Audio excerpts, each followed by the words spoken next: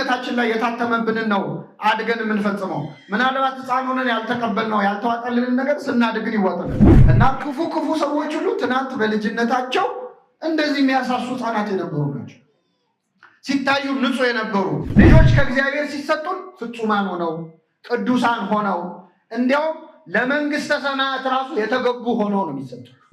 የሆነ ጥፋትም አጥፍተው እውነቱን ንገረን ችግር የለውም አልቀጣህም ይሉና እየሰማችሁ ንገረኝ እኔ እውነቱን ልትናገሪ ነው የምፈልገው ብለን ከተናገሩ በኋላ ቅጥቅጥ እናደርጋቸው ያዩንና ይላሉ።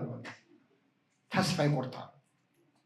ሕፃኑ ማን ነው ያስብላል። አንዳንዴ ይሄ ዶክተሩ ነው ዶክተር ያኛው ፓይለቱ ነው ያው መቼስ አለ ወደር የማይገኝለት የተሳካ ወላጅነት ማሳካት የቻለች ግን አንድ አለች።